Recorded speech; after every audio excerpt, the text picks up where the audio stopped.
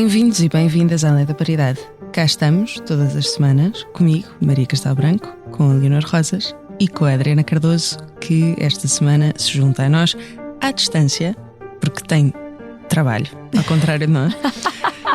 Ouviram bem, um programa de comentário político feito por 3 mulheres jovens. Se gosta de ouvir podcasts, conheça a oferta que o Expresso tem para si. Da política à economia, ciência e cultura, passando pelo desporto. Entrevistas marcantes, análises e perspectivas que fazem a diferença. Ouça em expresso.pt e nas principais plataformas de podcast. Expresso. Liberdade para pensar. Depois de termos feito um episódio em choque total da semana passada, esta semana acho que os ânimos já acalmaram um pouco, mas não dentro do Partido Socialista. Ou se calhar acalmaram. E eu gostava de perguntar, Leonor, o que é que tu perspectivas? Ou seja, como é que tu tens visto esta semana de trocas de posição intensa? A Adriana falava muito do mortal à retaguarda de Pedro Nuno Santos. Parece que é uma prática no PS, não é? Há muitas pessoas a dar vários mortais à retaguarda, várias vezes. E de repente parece que vamos ter um candidato único à liderança do Partido Socialista. Como é que tu vês isto? Como é que tu vês o futuro da esquerda, o futuro da governabilidade? Parece que o programa de governo vai ser viabilizado pelo Partido Socialista antes sequer de ter um novo líder. Como é que tu vês isto tudo? Bem, vejo mal. Não, gostava de começar por dizer que acho que Pedro Nuno ter-se demitido na noite eleitoral foi a coisa absolutamente certa a fazer, não é? Não havia nenhuma forma de continuar depois de um resultado absolutamente desastroso e que fará com que o Chega se tornará na segunda força política em Portugal, o que se deve não só, claro, a um avanço, uma onda de avanço do fascismo e da extrema-direita pela Europa, mas também da pura e absoluta incompetência de Pedro Nuno Santos como um líder que desiludiu toda a gente e acho que desiludiu especialmente aqueles que viam nele a possibilidade de um PS mais à esquerda e mais aberto a diálogos com PCP, Bloco, Livre, e encontrou um Pedro Nuno que queria agradar um bocadinho gregos e troianos, montava uma moto à meio da campanha e ao mesmo tempo que criticava a imigração, quer dizer, assim uma coisa um bocadinho incompreensível, parecia quase uma guerra de testosterona. Exato. Sou homem. Exato. Yay. Parecia já um bocadinho uma guerra de testosterona no fim da campanha, não é? Tipo, sim, nós gozamos com isso. Um seminu na praia a jogar vôlei, imagem horrível. Não, o Rui Rocha estava de t-shirt. Que felizmente, pronto. Outro assim em cima de uma moto bem másculo, entre aspas, pronto. Acho que foi assim um show de uma campanha triste de 2 líderes fracos, apesar de Montenegro ter ganho as eleições, quer dizer, já aqui falámos que não foi uma vitória propriamente a assinalar. Uma vitória pouquinha. Agora, acho que o PS, eu diria, isto é assim relativamente futurológico, eu acho que o PS está muito numa de precisamos de aguentar este governo porque precisamos de nos reagrupar. Zé Luís Carneiro surge como o único que está disposto a pegar na batata quente que é o PS neste momento, um PS totalmente enfraquecido que precisa de seriamente repensar a sua posição, e agora como Pedro Nuno caiu, vem a direita do partido dizer que é preciso de facto chegar o partido para a direita. E será isso que previsivelmente acontecerá. Zé Luís Carneiro parece-me que há de ser um líder relativamente de transição, uma pessoa que segura aquilo enquanto o poder está longínquo, porque é o único que se perfila para o fazer, e é uma tarefa, enfim, relativamente ingrata, como qualquer pessoa imaginará, e isto marcará uma viragem à direita do PS, que passará a viabilizar o orçamento, o que para mim quer dizer é uma total cambalhota, porque este governo caiu, porque o PS e bem, e outros partidos consideraram que Montenegro não era transparente o suficiente e não tinha condições, e eu acho que continua a não ter, para ser primeiro-ministro de Portugal, e agora afinal derrotados vão viabilizar este governo, quer dizer, enfim, acho que é uma total desorientação. O PS tenta reorientar-se à direita e eu acho sobretudo que há de querer um ciclo mais longo para se poder levantar, como na verdade eu diria que muitos partidos querem. Eu em grande medida acho que só o Chega é que está a beneficiar ativamente destes ciclos eleitorais constantes em que o centro parece estar a falhar, porque de resto, como se viu, a esquerda está de rastos, nem é de rastos, é tipo Nem sei o que é que vem a seguir a de rastos. Mesmo a IEL não teve um crescimento muito expressivo e o único que de facto está a capitalizar com isto é o Chega. E eu gostava só de terminar por dizer uma coisa. Sobre o futuro da governabilidade, claro que é sempre tudo muito incerto.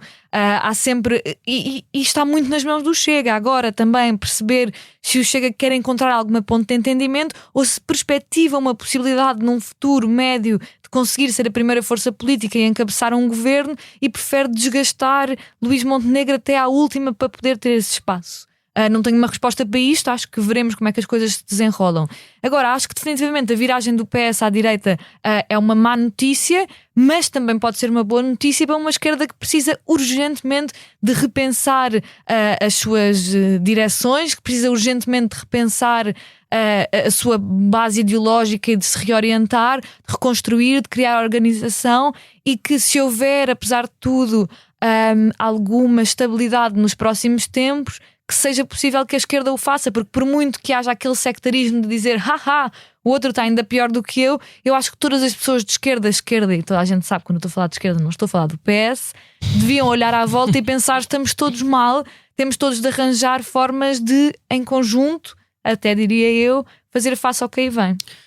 E Adriana, tu achas que o Zé Luís Carneiro vai ser um líder? Quer dizer, nós já estamos a falar de Zé Luís Carneiro como se fosse o líder do Partido Socialista, porque eles criticam muito uma espécie de golpes palacianos, mas estão a fazer isso, não é? Carlos César já disse que era o futuro líder do Partido Socialista. Carlos César, que é o presidente do partido e agora é o líder interino. Portanto, tu achas que o Zé Luís Carneiro vai ser um líder para queimar só?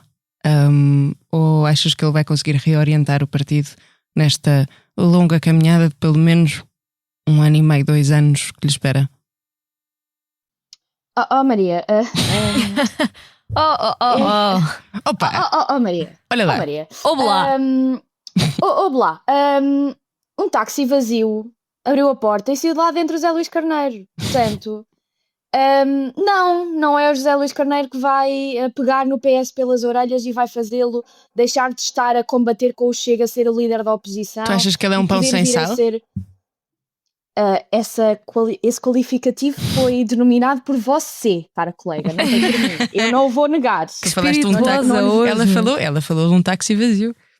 Eu falei num táxi vazio a citar Churchill sobre o Attlee, mas não fiz o qualificativo que você fez. Portanto, não vou, mas vou deixar sem negar. Prefiro sempre quando tu citas o Churchill à Thatcher. Prefiro sempre. Se é para os ingleses. Portanto, não vou negá-lo, mas eu diria que eu nisto vou discordar um bocadinho com o Leonor no seguinte aspecto. Nem a viabilizar, vamos ser concretos, não votar favoravelmente à moção de rejeição do programa de governo posta pelo PCP e provavelmente apoiada pelo Bloco de Esquerda, não é virar à direita, é ser PS vintage. Isto foi feito no ano passado.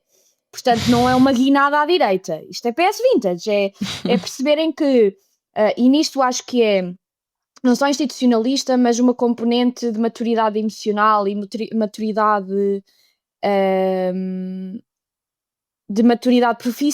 profissional em termos de política profissional, de perceberem que, neste momento, francamente, o Partido Socialista não tem uma proposta governativa para o país que seja mais bem sucedida do que a da AD. Não tem. Sendo que não tem, estarmos aqui a fingir que eles, agora que já não vão provavelmente interpelar em primeiro lugar o Primeiro-Ministro e pode vir a ser o Chega, dado que perderam o Alentejo e o Algarve para o Chega, dado que sangraram pessoas da nossa geração, porque parece que o Pedro Nuno Santos gostar de Fountains DC e ir ao incógnito ver um DJ set não faz dele propriamente aprazível para a nossa geração. Mas é ótimo ir ao incógnito.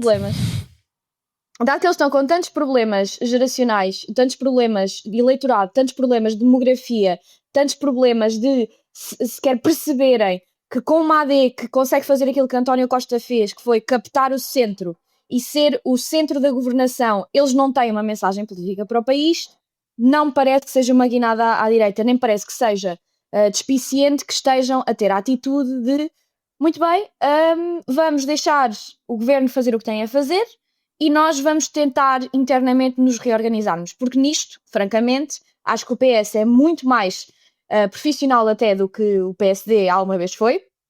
Lembrem-se daquilo que foi quando Rui Rio saiu, o tempo que tivermos até Luís Montenegro ou se apresentar ou pararem de estar à bufetada interna para ver quem é que ia candidatar-se, o PS, pelo menos isto, é mais profissional.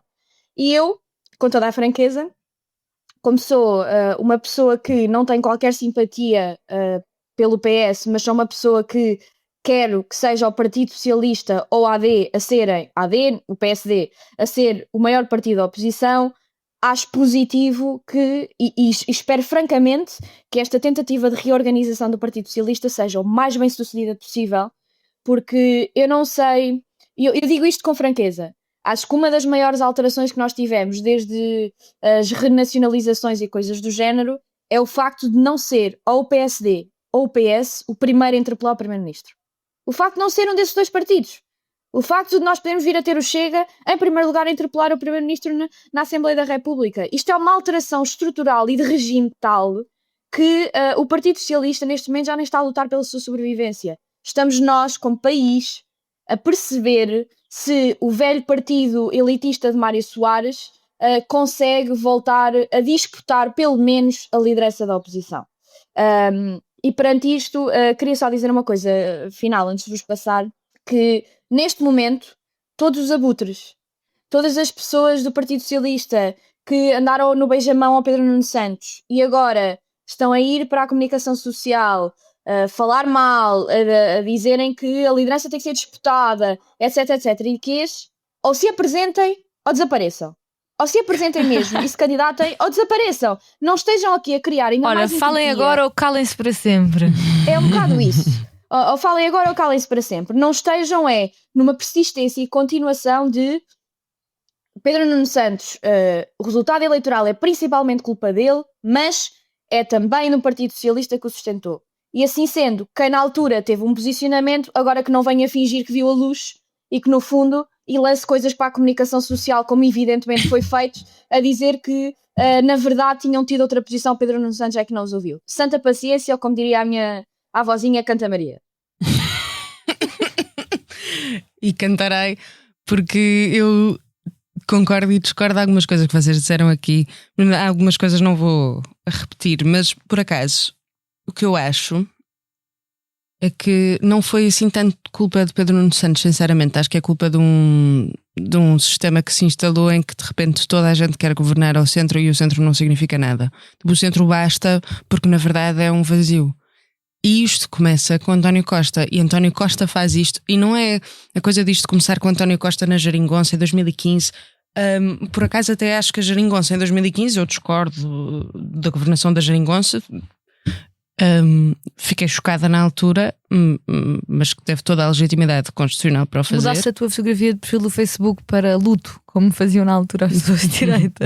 Não, por acaso acho que tive sempre um Free Palestine e depois as pessoas de direita ficavam tipo, como assim ela é de direita e está no Free Palestine? Mas com toda a legitimidade constitucional formou a Geringonça. Eu acho que não é esse o problema, porque a Geringonça até teve mais ou menos uma ideia. Tu conseguias apontar e dizer, bom, aquilo é de esquerda porque está a ser influenciado por partidos altamente ideológicos. Depois de 2019 António Costa governou ao centro, mas o centro, qual é a diferença entre a governação de António Costa e este último ano de Luís Montenegro? Sinceramente, e a governação de maioria absoluta. E eu acho que qualquer pessoa em qualquer espaço do espectro político em que esteja, portanto, mesmo que se estiver no centro, ou no centro-direita, ou no centro-esquerda, não sei se me vai conseguir apontar uma coisa, a não ser que Luís Montenegro até foi mais além do que António Costa nas promessas e na efetividade das promessas. Portanto, ele usa um budget de Fernando Medina, que o PS na altura ficou muito chateado porque Fernando Medina estava com excedentes e não distribuiu esses excedentes, por exemplo, com os professores, que depois Luís Montenegro pega nisso, com um grande excedente orçamental, e distribui bastante dinheiro das promessas que António Costa tinha feito e falhou. Mas qual é a diferença apesar disto? Ou seja, para além disto, qual é? Não existe. Porque os dois têm zero ideia para o país. Zero ideia de reforma estrutural. E eu aqui, desculpem, tenho que concordar com o lesado da Geringonça, Pedro Passos Coelho, que eu também não tenho grande... Porque eu também não tenho grande fulgor e, sei lá, admiro. Já é a segunda vez que o citas em 2 semanas, Maria. Mas portanto, porquê? Revia essa declaração. Mas sabes porquê? É por causa disto que ele disse. Porque ele, apesar de tudo, Pedro Passos Coelho, discordando ou concordando ou whatever, ele tinha uma visão para o país que tu conseguias apontar, conseguias determinar. José Sócrates, isto vai ser muito polémico, mas José Sócrates, para além da corrupção, tinha uma ideia e uma visão para o país. Eu também acho isso. António Guterres tinha uma visão para o país. Bom, Durão Barroso, coitadinho, foi-se embora, não é? E o Santana Lopes, enfim. Mas António Guterres tinha uma visão para o país. Queria fazer com que Portugal fosse um país europeu, queria entrar no euro, etc. Nós vamos atrás. Cavaco Silva, concordando ou não, tinha uma visão para o país. Fez reformas estruturais. Avançou com a ideia dele. Tu concordas ou discordas, mas avançou.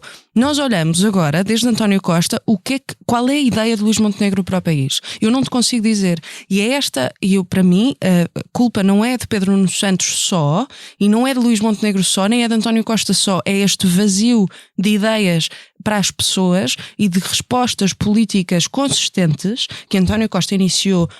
Luís Montenegro percebeu que tinha dividendos em colocar-se um centro performativo e fazer...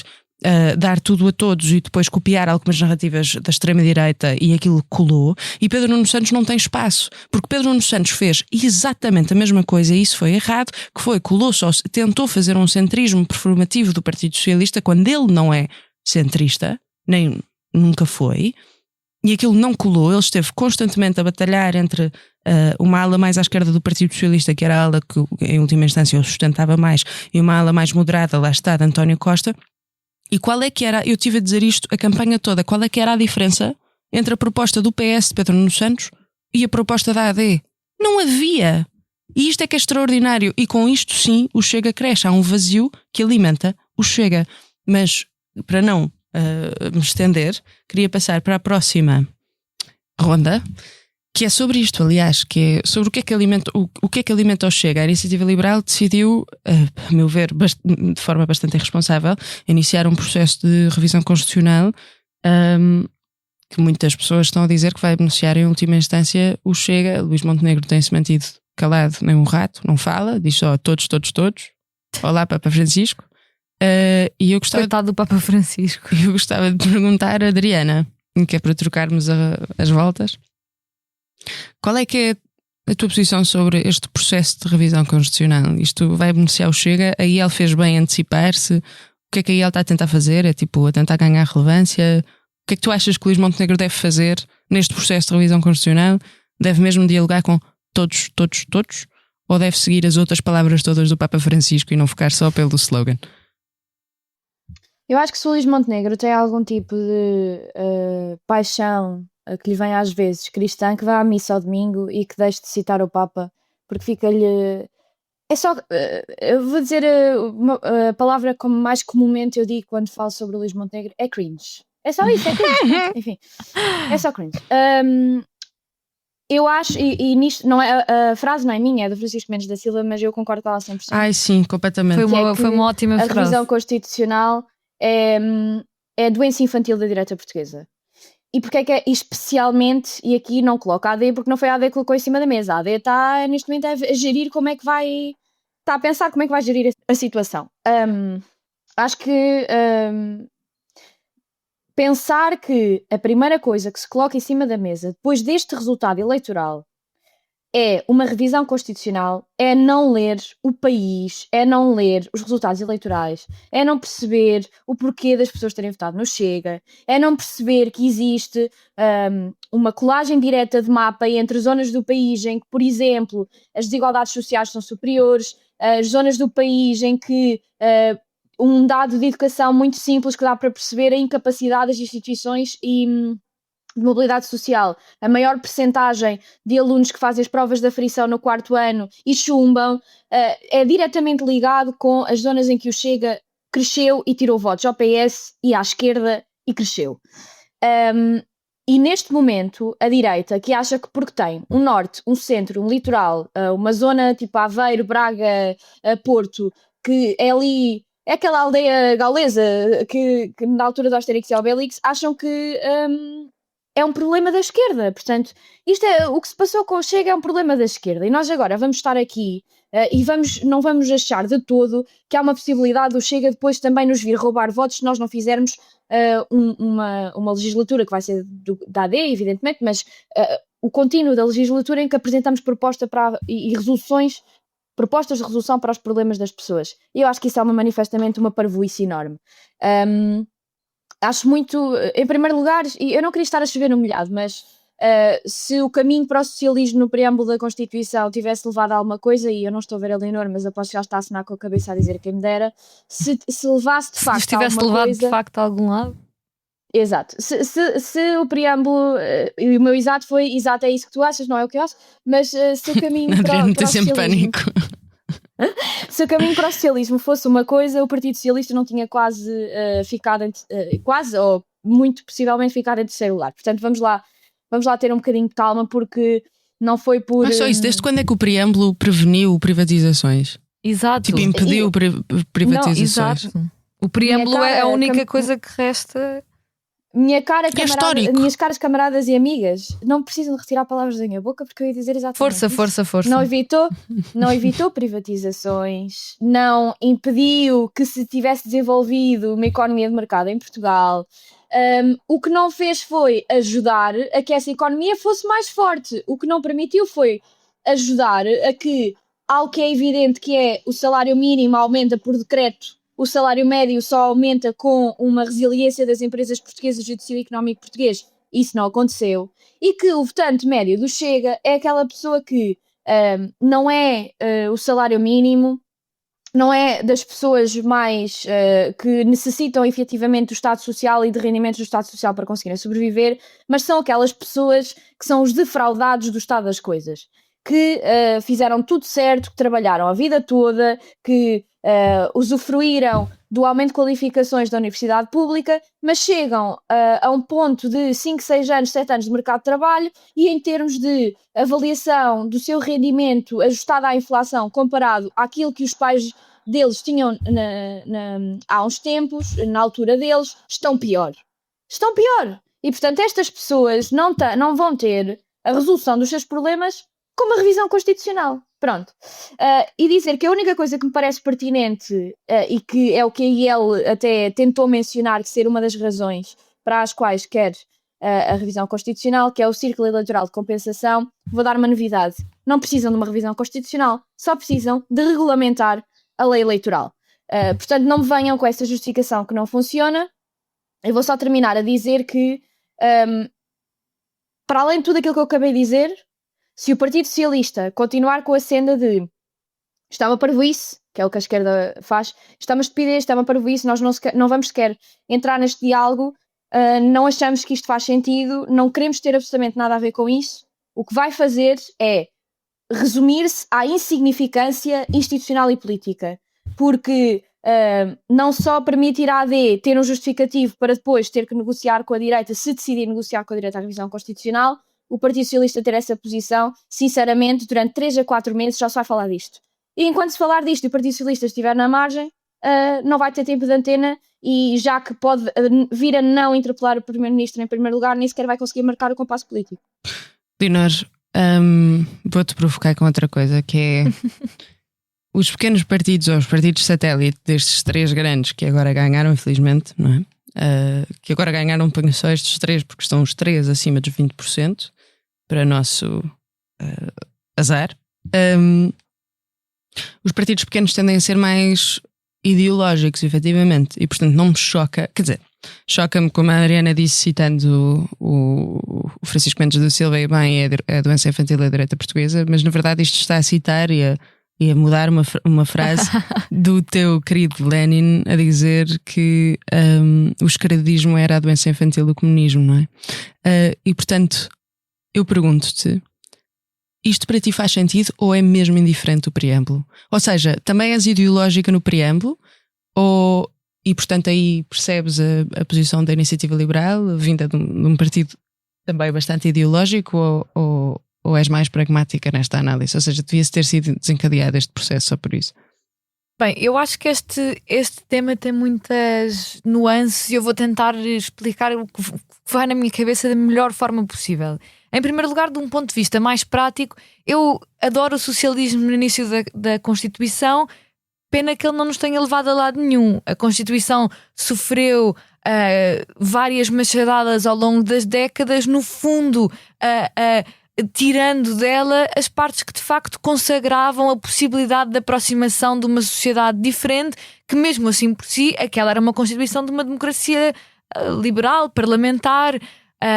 Claro que tinha a proibição da reversão das nacionalizações a um certo ponto, isso também saiu, ou seja, todas as privatizações e toda a neoliberalização relativa que aconteceu em Portugal no fim do século passado, na sequência de revisões constitucionais, foi nesta Constituição e foi apesar do socialismo lá estar. Eu acho que o socialismo lá estar quer dizer, é bonito e faz-me sentir que aquela Constituição é mais minha como pessoa de esquerda, mas a verdade é que tenho algumas reticências sobre isso, mas vou deixar isso para um segundo ponto. Começar por dizer que o que me preocupa é, do ponto de vista mais pragmático e mais direto, o que é que pode resultar desta revisão constitucional na qual o PS pode não ter nada a dizer. Porque todas as outras, apesar de serem revisões com as quais eu não concordo, não foram revisões feitas pela extrema-direita, não é? Que tem como intuito aberto terminar este regime e instaurar um outro, como estão fartos de dizer. O que me preocupa, e acho que a IEL se afastou cada vez mais de uma ideia de um partido como seriam, por exemplo, os Lib Dems no Reino Unido, e isto é ainda mais Adoro os Lib Dems. Exato, é que já não és da IEL. E aproximam-se cada vez mais de uma loucura tipo Milei, até com um dirigente com uma motosserra, com aquela coisa do afuera, e que já disse, aliás, que na revisão constitucional se deveria remover o despedimento por justa causa. O meu medo é o ir atrás dos direitos do trabalho que ainda restam, ir atrás do direito à greve, que foi uma coisa que se falou recentemente e que eu acho que é uma coisa muito pesada e à qual é preciso lutar com muita força contra isso, mas também outras questões da extrema-direita, como a proibição de discriminação com base no género, a etnia, a pertença étnico-racial, a orientação sexual, etc., como outras questões relacionadas com a autodeterminação de género, quer dizer, com direitos sociais. Tenho muito receio destas duas questões, o que é que pode acontecer, porque acho que ao nível das privatizações e da absoluta liberalização da nossa democracia, do ponto de vista económico, isso já tem vindo a acontecer. E depois passo para uma discussão, um ponto mais teórico que eu gostava de fazer sobre a própria Constituição. O PCP tem muito esta coisa do defender a Constituição, não é? Toda a campanha do João Ferreira nas últimas presidenciais foi feita muito à base de ele andar com um livrinho da Constituição no bolso, defender a Constituição, é um dos seus grandes slogans. Eu tenho algumas questões a colocar que não são respostas imediatas, mas são questões que eu deixo no ar. A primeira é, depois de tudo o que esta Constituição já sofreu, será que esta continua a ser a nossa Constituição, falando das pessoas que estão no campo do socialismo, marxismo, enfim, de forma mais abrangente? Será que continuarmos a agarrar a uma nostalgia absoluta de um Abril que não só não foi concretizado na altura, mas que, quer dizer, foi subsequentemente alvo de machadadas, de cortes, e cujo sonho está cada vez mais distante e parece às vezes que há uma repetição nostálgica de um slogan político com pouca adesão ao que de facto é a Constituição hoje em dia e o que é o nosso sistema político? É uma questão na qual eu tenho pensado cada vez mais, e que acho que este debate sobre a Constituição também deve suscitar, ou seja, não que eu acho que deve ser essa necessariamente a intervenção dos partidos políticos, mas enfim, para quem queira pensar e debater mais a fundo sobre isso, acho que é uma questão muito relevante, e isso leva-me a uma coisa que eu já falei da última vez, que é uma necessidade de reinvenção da esquerda. Ou seja, Abril e o 25 de Abril e a Constituição foi um sonho maravilhoso e trouxe-nos coisas maravilhosas, é verdade, mas faz muita confusão, particularmente no PC, este agarrar nostálgico desmesurado a uma coisa que já não existe. E pergunto-me, se a Constituição for alterada, vamos manter o slogan, ou eles vão manter o slogan de defender a Constituição? Qual Constituição? Quer dizer, a um certo ponto, o que é que nós estamos mais a defender? É um sonho de uma coisa que há meio século que já passou e não aconteceu. E acho que isto não significa que eu não acho que o 25 de Abril é o dia mais bonito do ano. Adoro cravos, adoro sair à rua. Acho é que precisamos de construir por cima de Abril, e isso a um certo ponto significa reinventar discursos, reinventar ideias, e reinventar a forma como nós nos relacionamos politicamente com essa nostalgia, porque a um certo ponto vai ser só nostalgia, especialmente se esta revisão for para a frente. Dizendo isto, termino voltando assim a pôr os pés na realidade, isto foi agora uma deriva assim um bocadinho mais teórica sobre o assunto, é com muito medo e muita preocupação que eu vejo no âmbito especialmente dos direitos do trabalho e direitos sociais o que é que isto pode vir a significar, porque a fazer restrições no direito à greve é uma coisa gravíssima. E termino.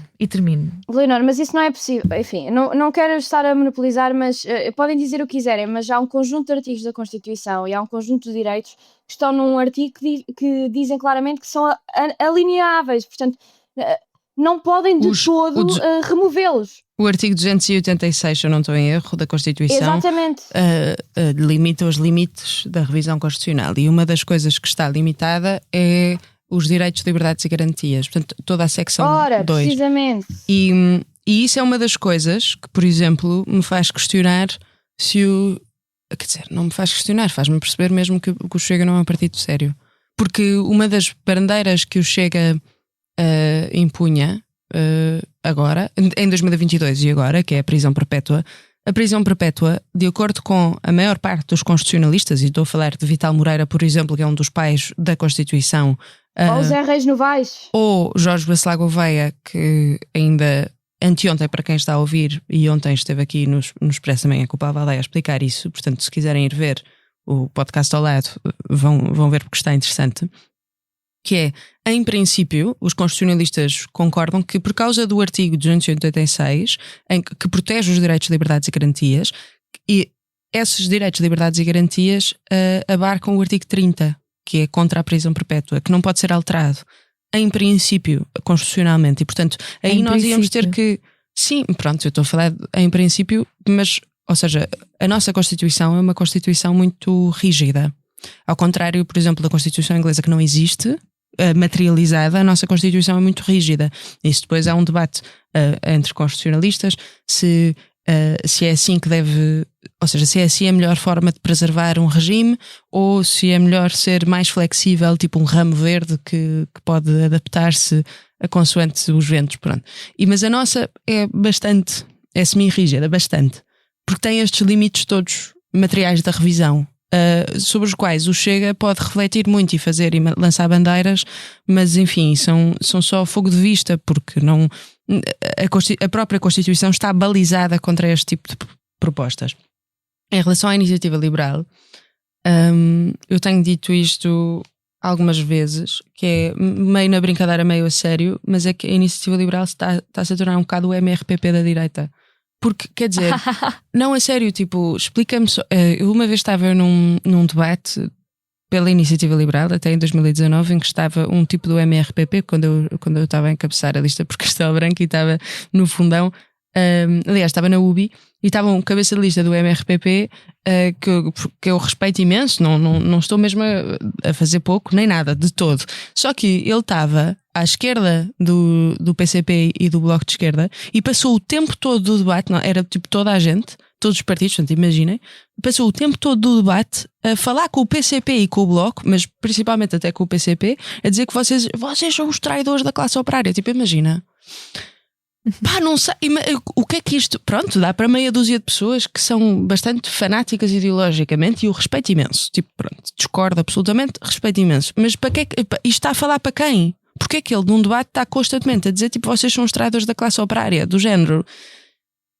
É cansativo. E a iniciativa liberal propor abrir uma revisão constitucional por causa disto, é que há tantas outras coisas, tipo, sim, a Constituição e algumas coisas deve ser revista. Sim, as revisões constitucionais são bem-vindas. A revisão constitucional de 82, que a Leonor não gosta e obviamente não gosta, e a revisão constitucional de 89 são revisões que visam tirar esta carga ideológica mais à esquerda, mais socialista da ideia da democracia revolucionária, que ainda entrou na nossa Constituição, porque eu já disse isto várias vezes, estão a acompanhar o podcast há algum tempo, que é no 25 de novembro havia duas ideias de democracia de continuação do processo revolucionário em disputa.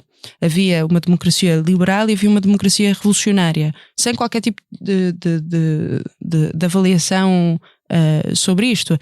À esquerda do Partido Comunista Português e o próprio Partido Comunista Português acreditavam mesmo que a democracia se fazia pela vontade do povo em constante revolução. A democracia revolucionária é um conceito que passa mesmo para a nossa... Ainda que o 25 de novembro tenha feito com que a democracia liberal prevalecesse, ainda há alguns resquícios desta democracia revolucionária, que é um bocado o que a Leonor está a falar, sobre tipo, a Constituição estar a ser... estar a perder a sua índole mais de esquerda. É isto que as revisões de 82 e 89 fazem. Portanto, a revisão de 82, por exemplo, reduz imenso a carga ideológica da Constituição, faz uma coisa muito interessante, que é fala de um Estado de Direito democrático, não é só um Estado democrático, lá está, porque democracia, há várias visões de democracia, mas não acaba com as nacionalizações nem com a reforma agrária. Introduz alguma liberdade de mercado, mas mesmo assim pouca. Depois a revisão de 89 é que faz de facto uma abertura de mercado e permite reverter algumas nacionalizações. Tudo isto enquanto o preâmbulo dizia socialismo. Tudo isto, e já agora, para quem nos está a ouvir, eu acho que temos que terminar, mas para quem tenha de facto interesse sobre teoria constitucional, sobre a nossa própria Constituição, eu sugiro que leiam mesmo o preâmbulo. E o preâmbulo diz que os membros da Assembleia Constituinte subscrevem esta ideia do povo português de um caminho para um Estado, para um socialismo. Esta declaração não tem valor constitucional. O único preâmbulo, eu acho, na Europa, até estou a citar de cor, mas eu acho que o único preâmbulo que tinha um valor constitucional era o preâmbulo da Hungria antes da antes da crise constitucional de 2012. Mas é raro os preâmbulos terem valor constitucional. Portanto, esta declaração é feita pelos membros da Assembleia Constituinte e respeita os membros da Assembleia Constituinte, não a Constituição. Mas temos que passar para as nossas recomendações da semana.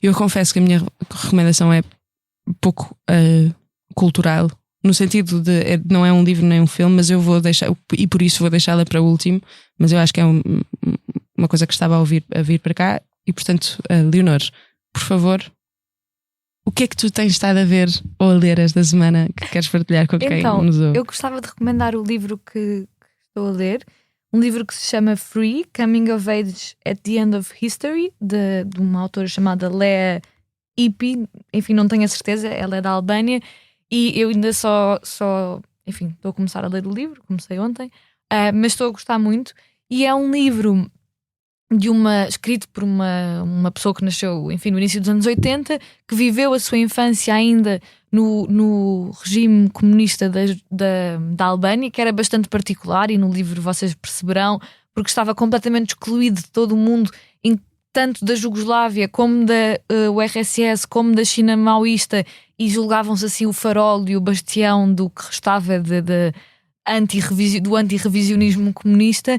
Mas ela é uma pessoa de esquerda, e ela é uma pessoa que continua a manter uma certa ideia de um socialismo democrático. Não é um livro daquelas chatices anticomunistas do ai meu Deus, não tínhamos calças de ganga, porque eu não tenho pachorra para isso, evidentemente. Por isso é que gosto muito também de vários autores, como é o caso da Jenny Erpenbeck, por exemplo, que mostram esta dualidade do que era viver em alguns destes e crescer em alguns destes países do outro lado da chamada cortina de ferro, e como as coisas não são pretas e brancas, têm muitos graus de cinzento, e é possível reinventar o socialismo também nestes países onde, em alguns casos, degenerou um bocado em loucura, que foi o caso da Albânia. E recomendo muito. Sim, acho que não degenerou em loucura em todos, não é? Pronto. Enfim, também loucura. Gostas do Tito?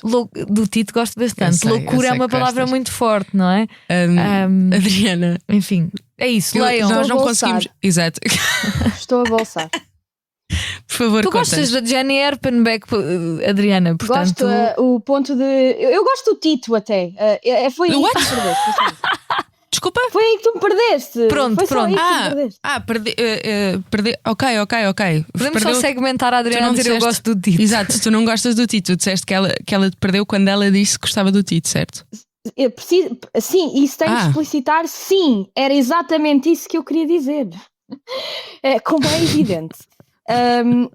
Eu vou fazer uma recomendação para vou fazer uma recomendação para a TVI, mas pode ficar para toda a gente, e vou recomendar à TVI que leia e cumpra a lei número 27 de 2007, que é a lei da televisão e dos serviços audiovisuais a pedido. Porque a pessoa mais cringe do universo inteiro, que se chama Miguel Milhão, Afinal não é o Montenegro.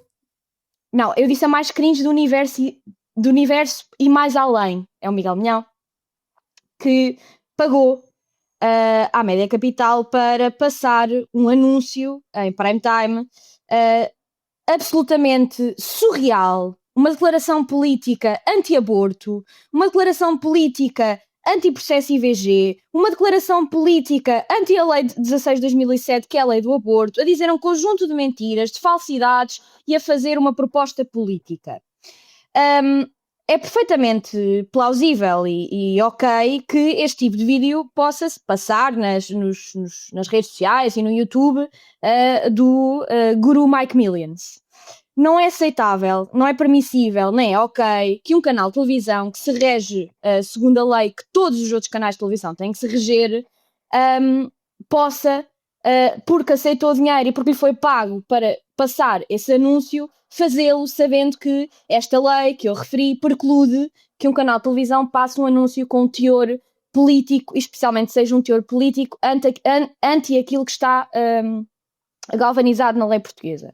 E assim sendo, a incrível Associação Escolha, que é liderada pela Patrícia Cardoso, iniciou um processo de fazer uma queixa à ARC relativamente a este anúncio, mas eu gostava de dizer a todas as mulheres, a todos os homens, a todas as pessoas que nos ouvem, que acham que de facto não é aceitável um anúncio anti-aborto passar numa televisão em prime time, possam fazer uma queixa à ARC, porque todos os cidadãos portugueses têm essa capacidade, têm esse direito, e a entidade reguladora serve exatamente para nós fazermos isso. Eu vou fechar dizendo que no dia que um milionário possa comprar anúncios para fazer declarações políticas numa televisão portuguesa, é um péssimo dia para a nossa democracia, e depois perguntamos como é que o Chega chegou ao tipo de votação a que acabaram por chegar. A minha recomendação é mais ou menos, por acaso nós não combinamos, mas é mais ou menos na linha da Adriana. Portanto, não é um livro nem um filme como costuma ser, nem um álbum, nem nada, mas é uma coisa que eu estava a ouvir a vir para cá na terça-feira que nós estamos a gravar. Amanhã esta notícia terá um dia, mas agora tem horas. E se viram o nosso podcast ao vivo, o nosso espetáculo, nós falámos bastante sobre isto, e o Conselho da Europa veio confirmar todas estas questões. O Conselho da Europa publicou hoje, terça-feira, o relatório sobre Portugal, sobre os casos de violência doméstica em Portugal, e alerta para sanções brandas e desproporcionadas em Portugal em relação aos crimes de violência doméstica. Eu contei no podcast ao vivo um caso absurdo do Tribunal de Relação do Porto, em relação, eu acho que era do Porto, em relação a uma mulher que sofria de violência doméstica, ainda por cima foi uma juíza, mas como este há vários. E o relatório sobre Portugal, quem faz este relatório é um grupo de peritos independentes do Conselho da Europa sobre a implementação da Convenção de Istambul, a qual Portugal subscreveu.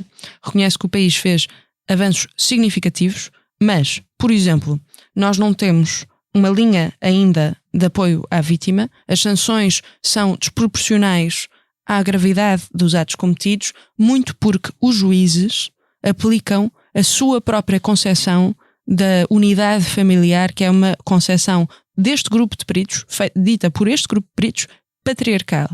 Porque muitas vezes preferem preservar a unidade familiar do que preservar a saúde, a segurança e a vida da vítima, que normalmente nestes casos é a mulher que está a sofrer violência doméstica e que não consegue contar em Portugal, muitas das vezes, com o sistema judicial, que serve precisamente para estes casos. Nós estamos a falhar às vítimas de violência doméstica, que ainda por cima, para quem está muito preocupado com o aumento da criminalidade em Portugal, deveria estar preocupado também com o crime que mais subiu este ano, que é o crime da violência doméstica. E portanto, com isto termino. Por favor, vão ler o relatório, por favor, falem disto às pessoas à vossa volta, e Queria saudar também ainda Ministra da Justiça, Rita Alarcão Judice, porque veio dizer que era preciso fazer alterações à lei e alterações ao sistema judicial contra muitas pessoas, muitos juízes que estão a falar agora a dizer que afinal que está tudo bem, que não acreditam que isto seja assim. Por favor, vão ler o relatório, acho que vale a pena. Chegamos ao fim de mais um Lei da Paridade, um programa de comentário político semanal e, como sempre, podem ouvir-nos nas habituais plataformas de podcast e no site do Expresso e da SIC Notícias. Até à próxima semana.